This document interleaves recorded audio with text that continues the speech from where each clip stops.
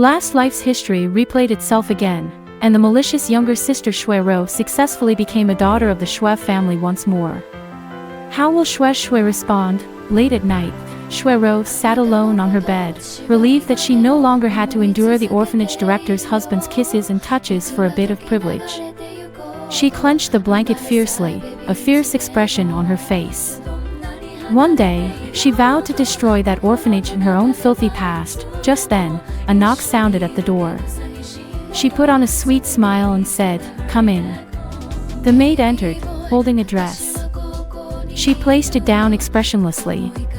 "This is the dress prepared for you. The makeup artist is waiting in the dressing room." Xue Xue felt a surge of displeasure at the maid's cold tone. How could such a lowly servant be so indifferent to her? As the maid was about to leave, Xue Xue called her back. "Stop. Apologize to me." Her tone was scornful and cold, a stark contrast to her former doll-like image. The maid, puzzled, asked, "Why should I apologize?" Xue Xue snorted. "Does a servant need a reason to apologize to the master?" She then picked up the dress nearby and, using a blade, tore it. She smiled maliciously. "An apology now won't do. You've ruined my dress. How do you intend to compensate?" Despite her innocent face, her words were venomous. "Perhaps someone envies my status as the second Miss Xue or was instructed to intentionally ruin my clothes to prevent me from attending the banquet." Shocked by Xue Xue's shamelessness, the maid loudly protested her innocence as Xue Xue smirked, then threatened the maid, "Ruining this expensive dress will cost you your job. If you can accuse Miss Xue of being the mastermind behind this, maybe you'll be exempt from compensation."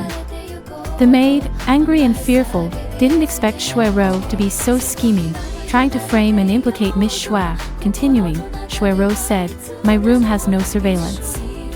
You can't prove you didn't do it. Either you pay for the dress, or you stand up and accuse Xue Xue of making you ruin it." She excitedly imagined that Xue Xue might be banned from the event because of this, leaving her as the sole attendee from the Xue family, inevitably becoming the center of attention.